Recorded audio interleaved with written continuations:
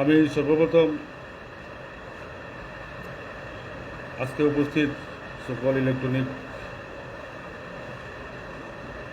মিডিয়ার সাংবাদিক বন্ধুগণ, উপস্থিত আমার শ্রমিক নেতৃবৃন্দ, প্রিয় দেশবাসী, সিলেটবাসী সহ আমার সকল পরিবহন শ্রমিক ভাইরা, আসসালামু আলাইকুম রহমতুল্লাহি ওয়া বারাকাতুহু। আপনারা আজকে একটি বিষয় জানতে চেয়েছেন। আমরা ওই বিষয়টা নিয়ে আমাদের শ্রমিকদের মধ্যে তীব্র প্রতিক্রিয়া সৃষ্টি হচ্ছে এবং তীব্র ক্ষোভ বিরাজ করছে। বিষয়টা নিয়ে আপনাদের মুখোমুখি হলাম। আপনারা নিশ্চয় লক্ষ্য করেছেন, আপনারা ছিলেন অনেক সাংবাদিক বন্ধুগণ। সেই গত 6 তারিখে আমাদের জিন্দাবাজার মুক্তিযোদ্ধা ঐক্য পরিষদ সিলেট জেলা পরিষদ শ্রমিক ইউনিয়ন 707-এর আওতাভুক্ত একটি আঞ্চলিক উপপরিষদ, এই পরিষদের একটি সাধারণ সভা গত 6 তারিখে স্থানীয় টুকরবাজার ফরুদ্দিন মার্কেটে অনুষ্ঠিত হয়। এই মার্কেট প্রাঙ্গণে অনুষ্ঠিত সভায় শত শত শ্রমিক এখানে উপস্থিত ছিলেন। তারা তাদের বিভিন্ন সমস্যাটি তুলে ধরেছেন। এই সভায় আমাদের ইউনিয়নের প্রবীণ শ্রমিক নেতা, আমাদের অত্র ইউনিয়নের প্রতিষ্ঠাতা সদস্য এবং এখানে তিনি বারবার বিভিন্ন দায়িত্ব পালন করে গিয়েছেন, জনাব এ.কে.এম. তারেক কালাম সাহেব প্রধান অতিথি হিসেবে উপস্থিত ছিলেন। উনি একজন শ্রমিক হিসাবে, একজন শ্রমিক নেতা হিসাবে আমাদের বিভিন্ন সময়ে উনি আমাদের পাশে থাকেন, এটাই স্বাভাবিক। আমরা লক্ষ্য করলাম গত 6 তারিখের পর আমাদের সদ্য শ্রমিক নেতা, যিনি বর্তমানে রাজনৈতিকভাবে সিলেট জেলা বিএনপির সংগ্রামী সহসভাপতি এবং মৎস্যজীবী দলের সিলেট জেলার আহ্বায়ক, পাশাপাশি উনি অত্র এলাকার, বিশেষ করে টুকরবাজার বৃহত্তর এলাকা, সামাজিকভাবে উনি বিভিন্ন কর্মকাণ্ডে নিজেকে জড়িত রেখেছেন এবং তিনি একজন সালিস ব্যক্তিত্ব। আমাদের বিভিন্ন সমস্যায়, এলাকাবাসীর বিভিন্ন সমস্যায় উনি দলমত নির্বিশেষে উনি কাজ করে থাকেন। এখানে এই সভায়ও তিনি বিভিন্নভাবে শ্রমিকদের বিভিন্ন সমস্যা নিয়ে কথা বলেছেন এবং উনি আমাদেরকে বেশ কিছু পরামর্শ দিয়েছেন।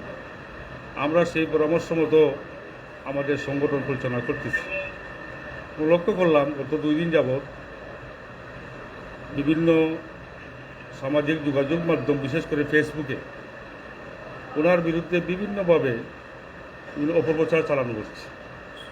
এমনকি ওনাকে জড়িয়ে, আমাকে জড়িয়ে রাজনৈতিকভাবেও বিভিন্ন বক্তব্য বিবৃতি প্রদান করা হচ্ছে, যা অনভিপ্রে। এখানে রাজনৈতিকভাবে কোনো কিছু দেখার সুযোগ নেই। সাধারণ শ্রমিকরা তার একটি সভা উপস্থিত হয়েছে, উনিও একজন শ্রমিক নেতা হিসাবে সেখানে উপস্থিত থাকাটাই স্বাভাবিক। আমরা আমাদের মুরব্বী হিসাবে ওনাকে প্রধান অতিথি করেছি এবং উনি প্রধান অতিথির বক্তব্য দিয়েছেন। এখানে রাজনৈতিক কোনো কথাবার্তা হয় নাই। রাজনৈতিকভাবে উনি কাউকে পুনর্বাসিত করেন নাই, কাউকে উনি মাইনাসও করেন নাই। এটা হচ্ছে শ্রমিকদের বিভিন্ন সমস্যা নিয়ে উনি কথা বলেছেন।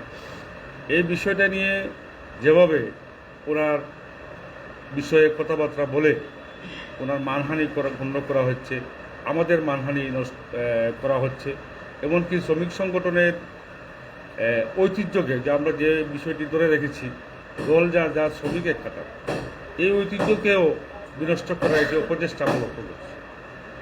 আমরা এই বিষয়ে তীব্র প্রতিবাদ জানাই, ক্ষোভ জানাই এবং আমি আহ্বান জানাবো যে বা যারা রাজনৈতিক ফায়দা হাসিলের স্বার্থে এই বিষয়টা নিয়ে আমাদেরকে বিভিন্নভাবে আমাদেরকে হেয় প্রতিপন্ন করছেন, বিশেষ করে একজন সালিস ব্যক্তিত্ব, আমাদের প্রবীণ শ্রমিক নেতা এ.কে.এম. তারেক কালাম সাহেব, ওনাকেও হেয় প্রতিপন্ন করেছেন। এই বিষয়টা থেকে বিরত থাকার জন্য আমি আহ্বান জানাই। অন্যথায় সাধারণ শ্রমিকরা ক্ষুব্ধ হলে এই বিষয়টি নিয়ে আমরা তীব্র প্রতিবাদ, প্রতিরোধ আমরা গড়ে তোলা ছাড়া আমাদের বিকল্প থাকবে না। সুতরাং আমি আহ্বান জানাবো, এই ফেসবুকে যে বা যারা বিভিন্নভাবে বিভিন্ন মিথ্যা বানোয়াট প্রচারণা করছেন, এই বিষয় থেকে তারা বিরত থাকবেন। নতুবা আমরা এই বিষয় নিয়ে আইনের আশ্রয়ের পাশাপাশি সাংগঠনিকভাবেও আমরা এই বিষয়টি নিয়ে আমরা তীব্র প্রতিবাদ আমরা জানাব।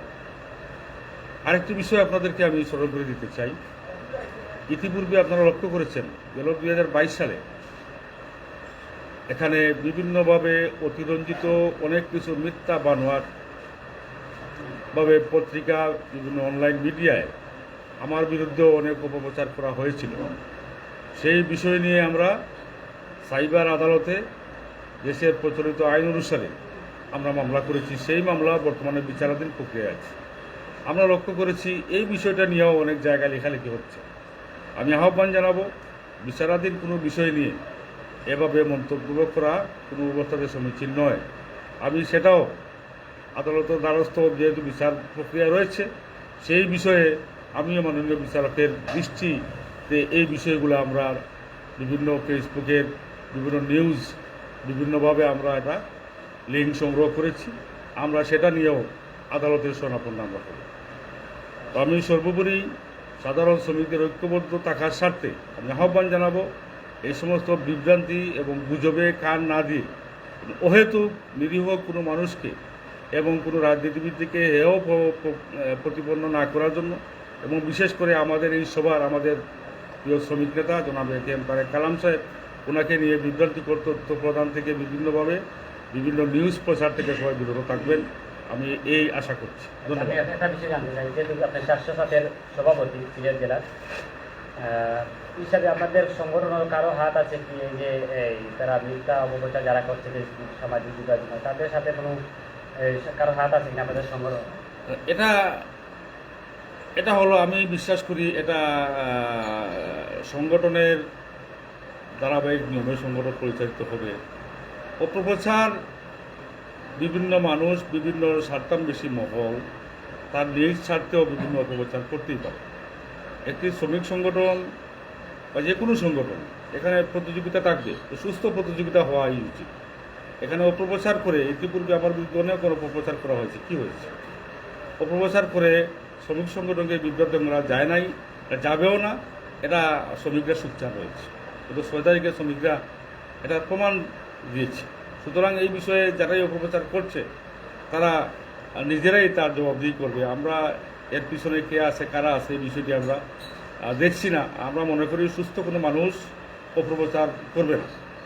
বস্তুনিষ্ঠ সংবাদ পরিবেশন করা সাংবাদিকদের জন্য দায়িত্ব, তেমনি অপপ্রচার থেকে যাতে বিরত রাখা যায় সেই বিষয়ে আপনারা সুনির্দিষ্টভাবে আপনারা লেখনী দিয়ে সেটা আপনারা পরিষ্কার করবেন বলে আমি প্রত্যাশা করি।